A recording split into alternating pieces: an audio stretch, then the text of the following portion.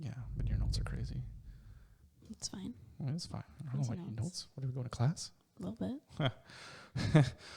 What's going on, guys? What's up to the Odum and Andrea show? This is our new show that we started where we sit down and we talk about people that kind of inspire us to think differently and do things differently. And, you know, people that have done really cool stuff that were like, that was pretty cool. That's some pretty cool shit you did. Yeah. I want to learn a little bit more about that.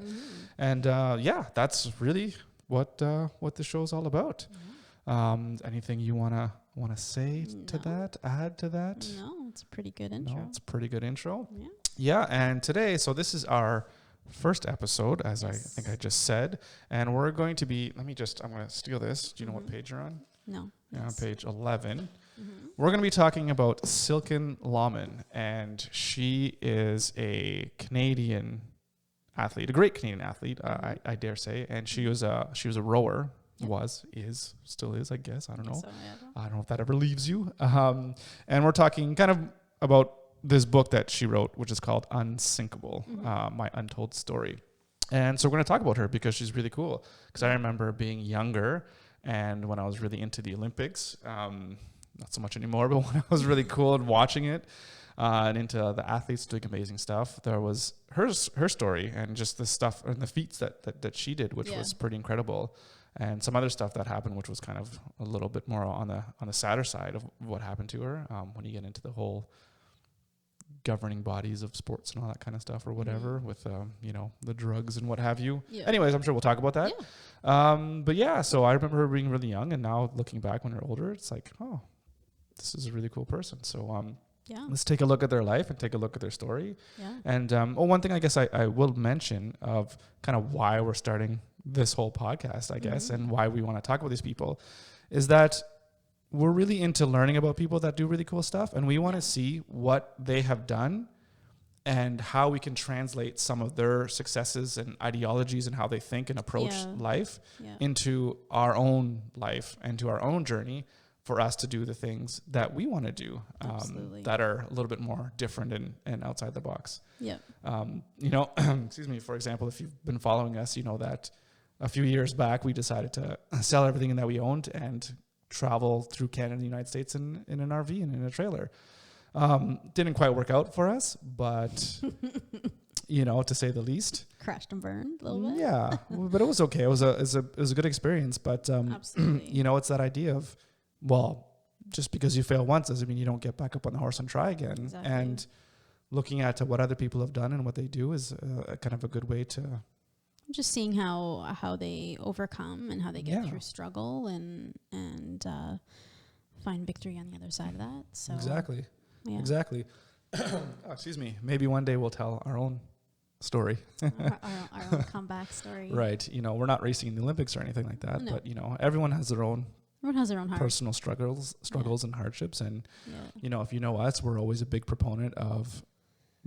Going through your own personal struggle and going through your own journey of, finding yourself and pushing your own limits and boundaries of what you thought is possible. Yeah, absolutely. Because it just develops character and the real strength and resilience in the face of all the crazy shit that just goes on in the world and that the world throws at you. Yeah.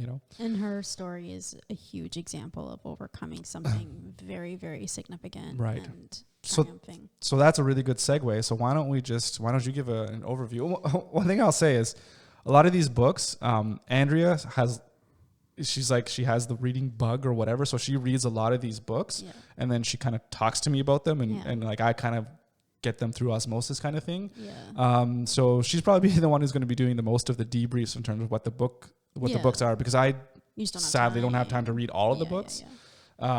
So with that being said, why don't you give us a quick overview as to her story and the book and whatever. So she was born to German immigrant parents in Mississauga. And so both of her parents... Which is in Ontario or Toronto, Canada. Yeah. Greater Toronto area. Yeah.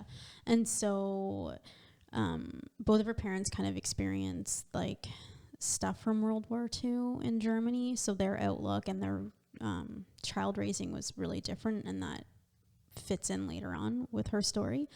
Mm-hmm. But basically the big thing that happened with her is she started running. That's kind of how she started out her athletic career, was as a runner, but then she had stress fractures, and so she kind of had to stop running. Just like shin splints, but like a lot worse. Yeah.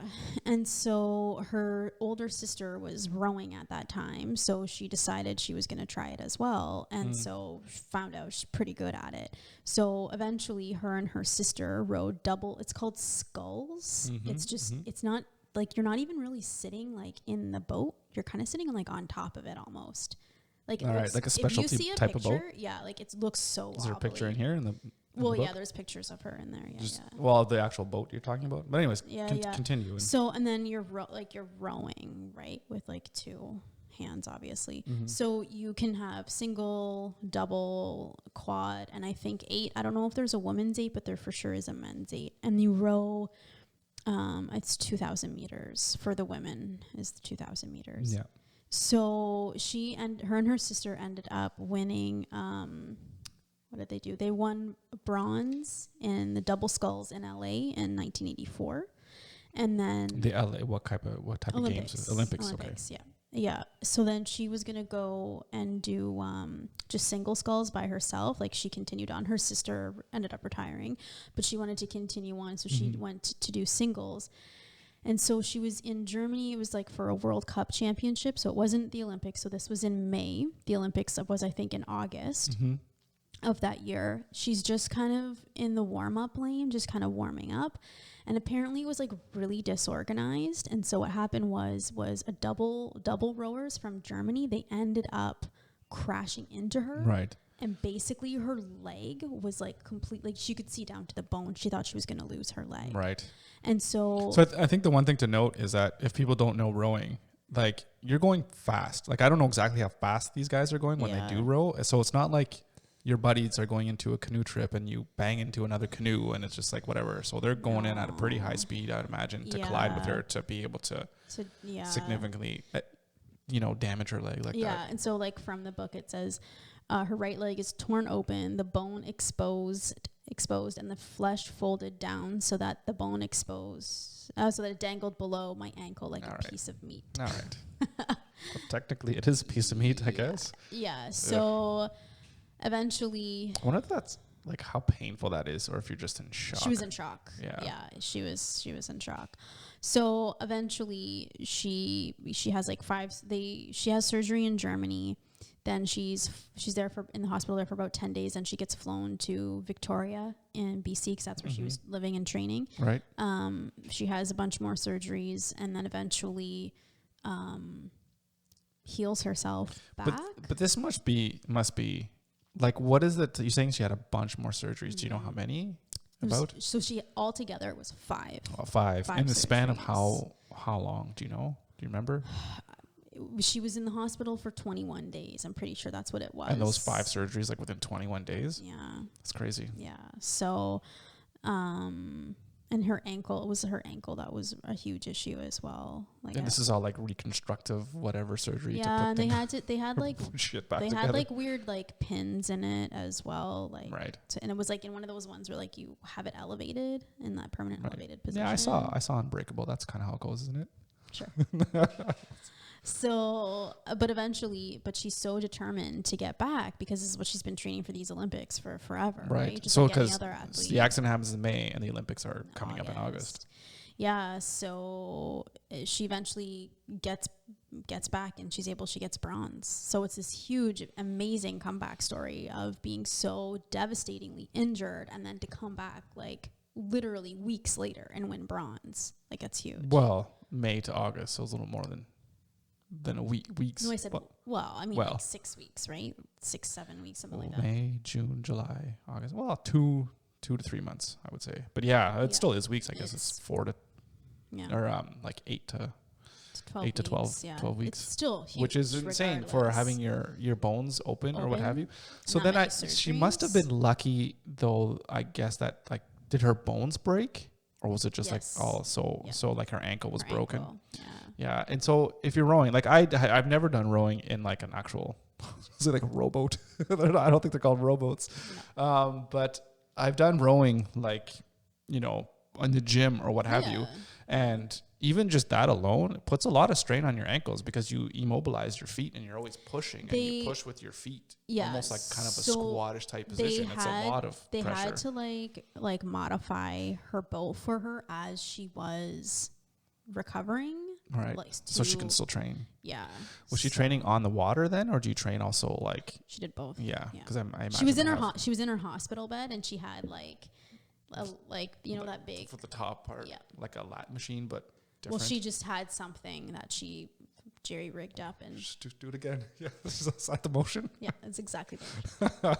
So she was like so determined. So anyway, so she did that. Then the other thing that people might also know her for is then in 1995. So then she actually so 1995 she goes to the Pan American Games. I don't know where it was in South America, but somewhere in South America. Okay, yeah, I don't remember either. So she goes to the Pan American Games. She has like a bad cold. She gets on the plane and she takes a Benadryl, which her doctor said was just fine to take. And then a few days goes by, she wins gold in single sculls, and then she's still feeling, she's like hacking and hacking and hacking. She can't like fight this cough, and it's keeping her up and it's keeping all her teammates up. So she goes to the team doctor and shows the doctor the Benadryl that she got from the pharmacy that they said it was okay for her to take. And she showed the doctor, and the doctor's like, yeah, you'll be fine. And so then they win gold in the quad. Right. And then they piss test them, and it shows up that she has, what was it exactly? Pseudoephedrine from the Benadryl. Right. And so, they get stripped of their gold. So is that's a banned substance, or it what? Was, and now it is not. So why is it banned, or why?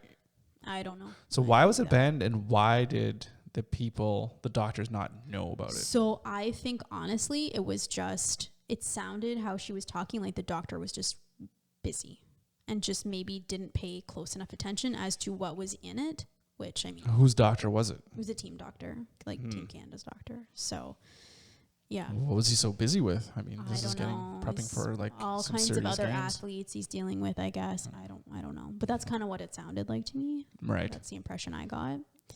That's interesting. But I mean, yeah. And I remember, do you remember that like press conference with her? It was a huge It was press huge. conference. And that's why I was saying, she had like the product. She's like, I was literally sick. Like it wasn't, I was taking it because I was sick. My doctor said it was fine. Right. And It's not a doping thing. Yeah. But could there be any reason or any athletic gain that she could have gotten from taking it, even though it is just a cold? I don't know. You would probably have to look that up. And anyway, it's like a moot point because now it is allowed. So they allow it now. So clearly it doesn't. But they don't allow you to take it like all the time before, like for your training. They allow it to, like maybe if you're sick, you can just take this. Yeah. So, yeah. Yeah. That's so. I remember hearing that and being like, it's a cold medication. We're like, what are you doing? It's not like they're doping up on anything. It's not like, And considering now all the stuff that's going on with the Olympics and how things are like that, that's why I don't even watch the Olympics anymore. I feel so bad because all these athletes, they train so much and they put so much heart and sweat. But it's like, I feel like everything's just doped up, and the people that aren't doped up, they have no chance of winning, stuff with the Tour de France. The best documentary to watch on this is Icarus, because it's all about the Russian doping program, and it's so well done. So I totally suggest that. So then how I kind of came to know her a little bit more and a little bit better is because after all of this, she retired. She kind of went into public speaking and like motivational speaking, and like life coaching, I guess, too. That's cool. Yeah. And so eventually, like, she was married before, then had 2 kids and was divorced. And then she happened to meet David Patchell Evans, and he is actually the founder of Good Life Fitness. Oh, really? Yes. So after they met or before? Like, did he found it after they were together? No, before. Like, way before. Oh, yeah, way before. Because I think he's quite a bit older than her. I want to say he's like at least 10 years older than her. Sorry, not quite a bit, but at least 10 years older. So there is an age gap there. So he has 2 daughters, and one of his daughters has autism, and she's quite significantly affected. Like they have full-time care for her. Yep. And so when I worked for the Waterloo Region Family Network, which was a nonprofit to help families with kids with special needs, I got to go, as you know, to this really cool conference, which is a conference of all the different children's treatment centers for developmental disabilities across Ontario. And at the conference, she was the keynote speaker because of her experience with being a stepmother to a kiddo with autism. Yep. And so it was an incredible keynote speech. And even in the book, as she writes, she has this intensity, and even when she's speaking, she's a very intense, passionate person. It just oozes out of her. And she's a really great speaker. You can tell this is what she does. Yeah. So that's how I kind of, and I've really, I was like, oh, she's actually really awesome. Not only she's this incredible athlete, but she's an incredible advocate for her stepdaughter. So so her story is pretty cool. Right on. That is really cool. So something that I want to go back to is the fact that it's unbelievable that you go from such a crazy injury to competing in the Olympics and then winning, a bronze medal or what have you after only span of a few months. So what do you think was her drive to get her to the point of you know what? I just have to overcome this so quickly, right? Wouldn't have been maybe more prudent to be you know what? I'm just going to take my time. I'm going to recover slowly or whatever, so that maybe I'm not going to have any more long-term injuries, as opposed to I just want to go and compete maybe at just this one Olympics, and then maybe I could just, if I try to heal too fast, I could just permanently damage and screw up my leg for forever. I'll never be able to row again, kind of thing. Yeah. So what's her motivation or drive there? So I think you can go back and look at what even drove her to be an Olympic athlete in the first place, and back when she was a kid. So, and this goes back to her parents. And this is why it says her true story, because there's stuff in here that she never spoke about publicly. She had anorexia. She was a cutter. She had a learning disorder. Really? Yep. So she tried to commit suicide? No, she just cut herself. For people do that. They just cut themselves. For what purpose? I think it's to either feel something or feel something different than their emotions. So it's not a suicidal attention kind of thing. No. So her mom was quite abusive, verbally, mentally. She would even hit them. She would go on these wild manic episodes and say she was going to kill herself and then kill the whole family. And then that's crazy. Yeah, and then so the dad, and then she would even she would belittle her and say these awful things to her, well, you're worthless, and I can't believe you're wearing that. And even as an adult, she would still say, oh, I can't believe you wore that outfit for your speech. As an adult, she's saying this to her adult daughter. And even after she's won the Olympic medals and all this kind of stuff. It's so nuts. she still obviously maintains a relationship with her mother then. She had to set up extreme boundaries, and she knows that relationship is just, there's not going to be a resolution there. I think she kind of understands that in this. But what she found was that the only place she felt worthwhile was competing in sports. On the water. Yeah. And so she says she finally felt like that's where she belonged. And she said, in my family life, I never felt like I had worth. For me, becoming a champion felt like the only way I could prove to myself that I was worth it, that I was a person of medals. So I thought that was, at least she could find something outside. Yeah.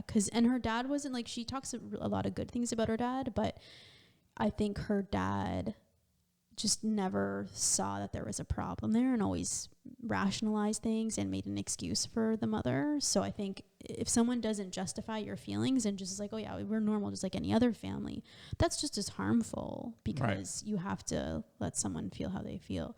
So I think that determination comes from achieving. I think that drive to achieve comes there. But then also, I don't know, I think that's just something in her. She's such a competitive person, and I think that's something that's just innate, that's kind of born in her, because she didn't train with the women. She asked specifically, she wanted this one coach, and he was coaching the Canadian men's rowing team. And so she would go there and had that competitive drive with the men even. Right. So I think it's just that competitive nature in her, and that like, I'm just not giving up. It's almost like that, the Will Smith quote. Like if two of us are on a treadmill, both going to get on the treadmill, you know, either two things are going to happen. Yeah. Either you're going to get off first or I'm going to die. Yeah. There's a quote like that in here. I'll find it. But it's almost like the exact same, attitude. It's the same philosophy. Right? It's the same it's philosophy. Like I'm going to be victorious or I'm going to die. Kind of leave everything on the table, you know, whatever sports cliches you want to, we gave 110%, you know, all those things. But yeah. So, and then the other thing that I found really interesting is, and this must have been incredibly hard, but when people would come to visit her in the hospital, if anyone said anything like negative or pity, it was like, you cannot be around me right now. I can't have that because this is what I'm focusing on, and I can only have the positive around me. So she lost a few friends by doing that. But I think it was that kind of self-preservation of like, this is the only way I'm going to come out of it. So that's interesting. So like you're saying about like losing friends for that, like it's something to me that sounds like a little extreme in a sense of, I mean, if someone comes to your hospital bed and you're like, say, I don't want your pity or whatever, that's fine. Then they won't give it to you. But why can't these friends cannot just visit you and just be like, you know, all right. Or even just encourage you on, like, she's just like, I'm going to literally not be friends with somebody after, like, there's got to be something else to that story. Am I missing? Or but I don't, like, does somebody come in and like, oh, I heard about your accident, here's flowers, like, get out of here, you're not my friend anymore, you know? It's like, whoa, I just given you flowers, like, I don't know, but it seems like though, like, that's just kind of the person she is. Like her personality is really interesting when you read it. Like, there's some things that I'm like, that's interesting, but right, well, everyone has their own thing. Because I mean, again, it's tough. I think when you're reading books and people's stories, there's some things that you might not quite understand, right? Like, she lost, like, did she lose half of her friends, or was she like always was she always so pushing like herself that those friends just they just didn't want to hear it all the time, saying of all the things? So maybe there could be a back and forth that way. It just seems hard when again, me just hearing you say it, it's like, oh, someone goes to visit them and they're like, I don't want your pity, you're not my friend anymore. Or just like she just didn't want to hear people, like, she didn't want to hear the naysayers, right? You need that positivity. And that's totally fair too. I mean, if you're a person that you're trying your hardest to accomplish something, so you want to start doing comic books, right? And then you're drawing, and while you're drawing, someone's always coming up to you saying like, oh yeah, you're never going to amount to anything, or it's like, why are you even trying? It's like, your drawing sucks, or like, you know, you're never going to make it. You don't want to hear that. Get out of here. So 100% agree with that.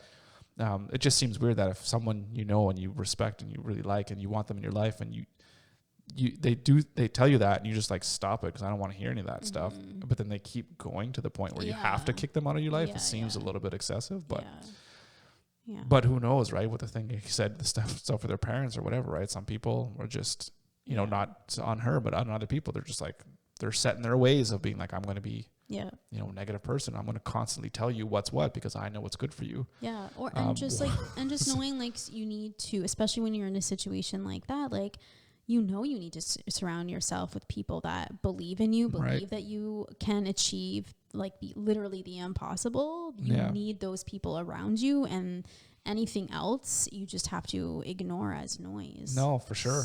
For sure. And it's one of those things too, where you hear these quotes or people say, you know, show me your top 5 friends or your top 5 people you're around, and like, that's kind of what you're going to be like, right? So if you're around positive people that are always striving to like reach for the best and reach for the top, then that's probably what you're going to be like. But if you have 5 people and they all bring you down, sit around and drink and smoke weed all the time and just make stupid jokes or whatever, and just are like, hey, you know what I mean? It's like, well, then what are you going to do all day, every day? That's what you're going to be doing, right? So, or just ragging at other people. It's like, oh, look at these people, and, you know, talking smack about other people because it makes you feel better because you're not doing anything, right? So, sorry, I was going, but it's just, I'm just thinking of people that I know that, you know, like older people from, you know, I knew when I was younger or high school or whatever, you know, they smoke weed all the time and not get anything done, right? And just rag on other people and maybe people that were picking on me or whatever when I was a kid, right? So it's like, okay, well, those are the kinds of people you are, and that's that. So then anyways. Then the other thing she says in here is, she says, Even now, I marvel that I had the audacity to believe that was possible. Like, healing was possible, but I did. Training for the school had embedded itself in my soul and in my body at a cellular level, so that letting go of this dream was much harder and more painful than believing in it. So, and I think the other thing, and I don't know, there's so much that we don't know, but she did a ton of visualization of like visualizing the healing happening on a cellular level, like visualizing the blood flowing into these areas to do the healing. Like, she did a lot of visualization. Sorry, you said visualizing blood flowing to areas. I'm like, okay, where can that go? All right. Where, it didn't take long. 20 minutes in, it's there it is. But you hear a lot about that, and I talk to people that play even high-level sports and whatever, and they have sports psychologists come in, and they're like, I remember one guy who was just kind of joking around. I was like, oh, yeah, they'd come into our locker room, and they'd be like, oh, just visualize yourself scoring the goals or whatever. Yeah. But there's got to be, I think there's definitely some truth to it, because I think there were studies that were showing like people that play piano, like you practice piano, and you just think about practicing piano, and showing that there's still a level of actual practice, I guess, from the people that didn't actually do it but thought about it. Yeah. So there's a lot of things about think like the placebo effect. We know it's a thing. Yeah. I was just going to say, I think the best example of this in sports and in athletics is breaking I don't know what the record is, but breaking I think it was like running a 4-minute mile. Something like that, or like a sub 2 hour marathon. Everybody was like, no, it can't be done. Then someone does it, and then all of a sudden everybody's doing it because they see, and then when you see it, you believe that it's possible, and then everyone's doing it, and then the times just keep getting. But I don't even think athletes would think that it can't be done. I think it's more of other people that are saying that it couldn't be done. Sure. Right. Yeah. So, but it's interesting how once one person does it, then all of a sudden everybody's doing it. Then I could. So then there is psychology. That's what stopped me from doing it. Technically, I'm like, but you see, I clearly can run a marathon in under 2 hours. That's involved in it. So, yeah. Right. So psychology mixed in with like peak physical performance and everything. Absolutely. So there is definitely something to be said about visualizing things. Yeah. Absolutely. And like you said, I have no idea what the scientific mechanism is for in the brain or whatever to like even like think about healing yourself or whatever. But I mean, at first it's all anecdotal, right? Until it somehow becomes something that you could actually, science could actually measure, right? There's a point where anecdotes become data. So just ask me. And then Yeah. So I liked that way that she, how she dealt with the haters, or like the negative. Yeah, that's what they're called. Or the wannabes. Mm-hmm. So I thought that was interesting. Yeah. Yeah. So in terms of, is there anything else specifically that you want to say? Because there's questions that I want to ask you. Okay, so I'll just ask you in terms of, like we talked at the start of the podcast, how, we had our little own adventure and, it ended up failing or whatever. And you could think of that as, being our crash or whatever, someone crashing our boat. So is there anything about her philosophy that you like, that you'd say like, you know what, I really like this, and maybe that gives me inspiration to continue on or to get back up from what happened for us and to try something different, or to continue on, not settling for, we tried this new lifestyle, so I guess I'll just get a job and work until I die. Do you know what I mean? Or whatever it is. So, sorry, you kind of rambled. What was the question? I don't know if there was a question, but so what in her story, either in how she dealt with things or the things that happened to her, what is the most inspiring to you to be like, you know what? I see how you overcame that. That's really cool. I'm going to use that to kind of overcome the stuff that we've been through. Sure. So I think she's very open and very authentic in this book.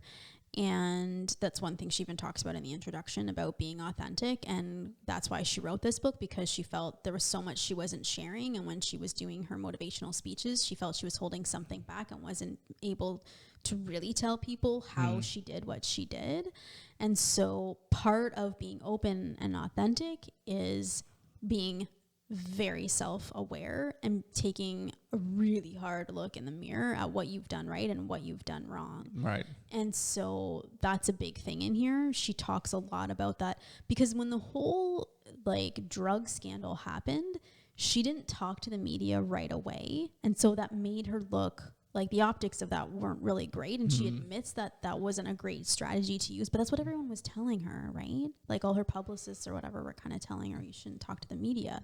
Right. But she's like, no, I totally should have got in front of it and just said like, this is what happened. Right. Just so she's say what it was. So she's able to be very like looking at what she did wrong, and then like, you know, owning it, and then saying, this is what I should have done instead.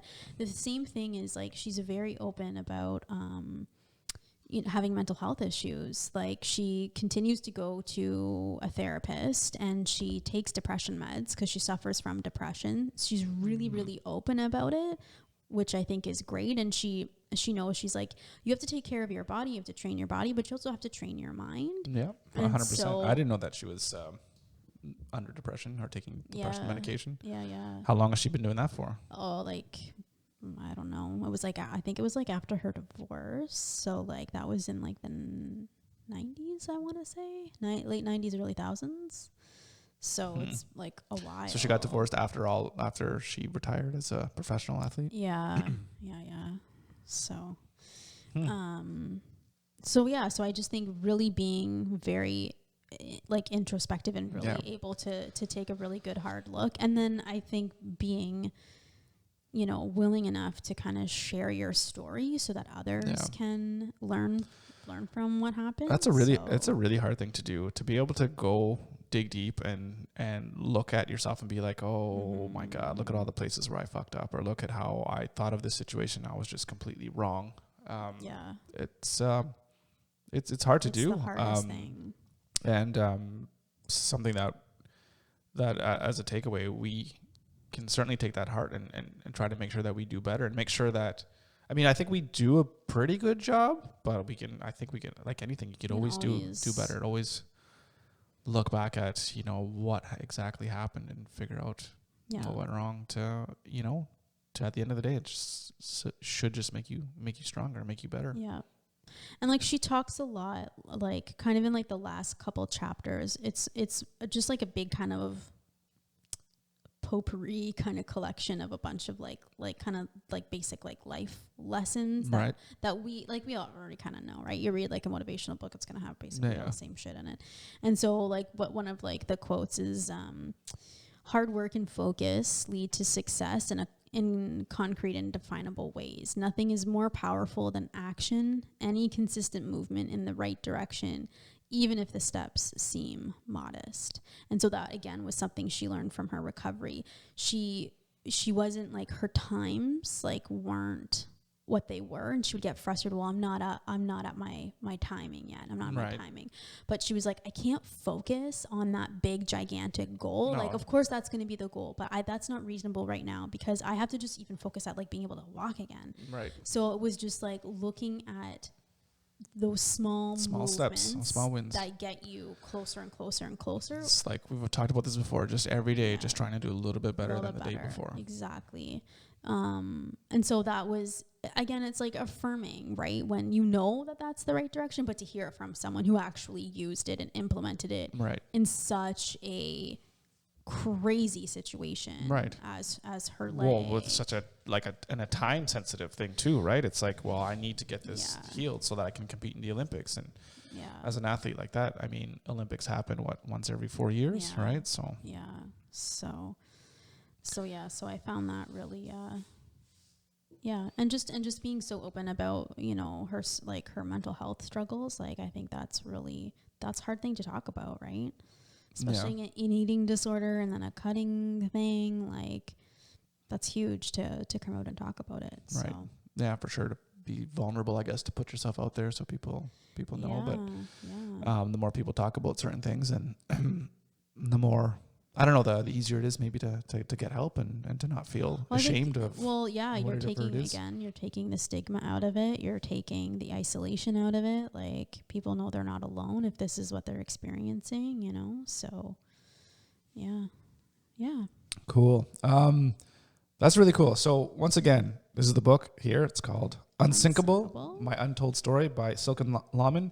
So there's a few questions I want to ask you about this book. Yes. So just on a book level, in terms of like how good of a book this is, what would you give it on like 1 to 10?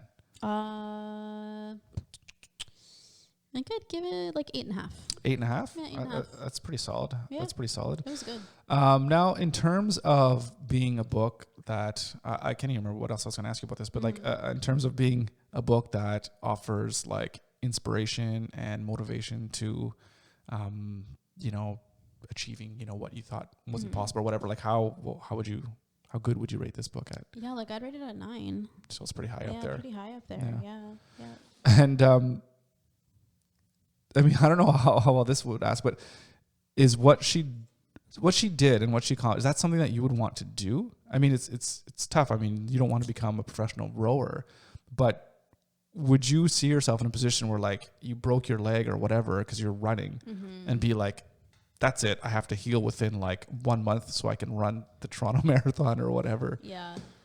Or is it too crazy for you? I think what's interesting is it shows you what's possible. Right. And that even if you, obviously you're not many people are Olympic athletes, but so even if you aren't an Olympic athlete, but just knowing that type of recovery, if you put your mind into it, that it's possible, that's incredible. The other really interesting... competitive with yourself as well, too. Yes. And the other really interesting thing, another really big takeaway for me and why health and fitness is so important is, what did they say? So after the few days of her accident, the prognosis seemed to shift in my favor. The doctor was startled that so much of my muscles still had integrity. The scientific explanation credited my peak condition. During the hours and hours of training with my heart rate between 160 and 185, I had pumped so much oxygen and blood into my tissues that they possessed far greater capillarization than did the tissues of a regularly fit person.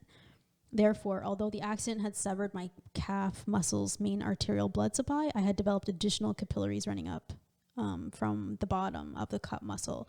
So because she was in such amazing shape, again, that's why she was able to recover so quickly. Well, from what what you just read there, that's just because her muscles has had so much capacity to have so much oxygen, and there was already so much oxygen in there that it helped with as she was healing and cut, there was still some oxygen and stuff getting there. So they even said, she says, if I had been a smoker, I would have lost all the muscle in my lower leg.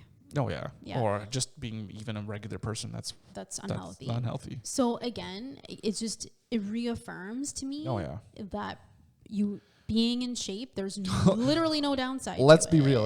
We don't need any reaffirmation that, like, in case it wasn't clear that being healthy was healthy for you. It's like, what? Of course it is. But it's just here's proof. But it just shows you, like, even if you get in some random accident, right? Being in peak fitness is going to help any recovery absolutely. you go through. I mean, that's what your body's for. I mean, when you exercise, I mean, it's in like building muscles. It's like you kind of put your muscles under that stress, and then it rebuilds stronger, like just constantly over and over again. Well, it's called hormesis. Yeah. Right. Exactly. Yeah. When you used to do like Muay Thai training, right? You're kicking. You have thousands and thousands and millions of times you're kicking on your shins, right?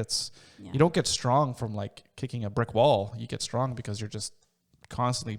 Yeah, it's out of pad or whatever, but it still creates that little bit of those damage, those micro tears, and it comes up and. Yeah, that's why there's all these Thai fighters. They have like these iron shins. It's like it's crazy. They can kick anything. Yeah.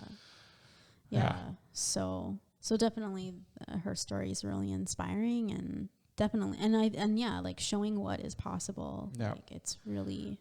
Yeah. And for me, I really like the whole idea of just as looking into yourself and having that self-reflection and being honest with yourself of what you did wrong so that you can come back stronger. I like that. Yeah. That is a really strong and powerful message. I think that a lot of people could do well at adopting, looking at what you did wrong.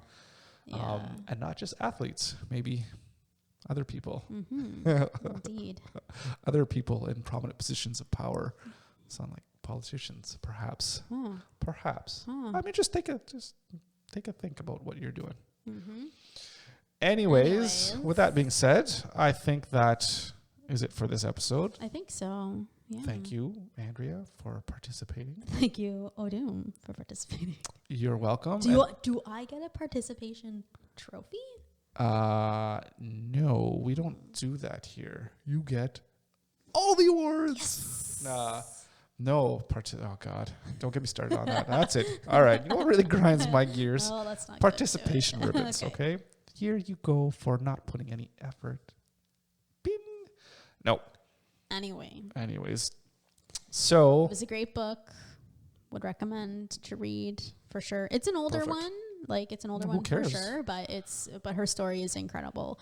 And what do you mean just an older? A lot of books, just because it's an older book doesn't mean it's not worth reading. Fine.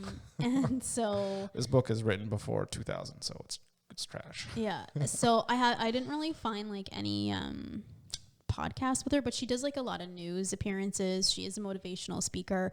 She does have an Instagram you can follow.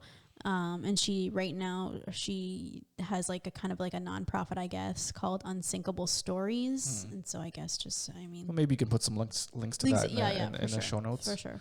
So, cool. So with that being said, we haven't mentioned this at the start. Maybe this probably would have been the better place to put this information. Okay.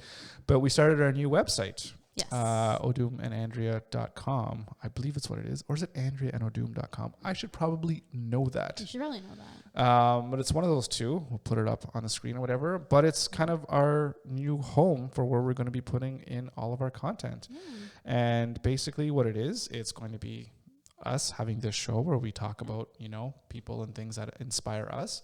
And we also have this kind of brand new members behind the scenes kind of thing. So if you want to get an idea of what it is that Andrea and I talk about when the cameras aren't rolling, although they will be rolling because we'll be recording it, but it won't be scripted or anything. It's just us having an actual conversation of the plans that we're making in order to live our own adventures. Because if you thought that us having that RV fiasco in 2018 was the end of it, you have another thing coming because we have a few more surprises for you. And we're happy to share that to our members and kind of give insights into what it is that we do and how we think. And I think that's part of this is like reading these stories or listening to these people's stories and then taking their wisdom and then incorporating it into what we're actually doing. So we're not just reading it for funsies. Exactly. And so if you it's a way to also support us. So if you like the stuff that we do, you like the work that we have, it's a membership based site, so you can join us and chat with us and all that kind of stuff. So we look forward to seeing you there, and thank you for listening. Thanks for watching. As always. And see you next time. We'll see you next time. Chris by 5. Yes. I did it. Congratulations. You get a participation badge. I'm so excited. Take it easy.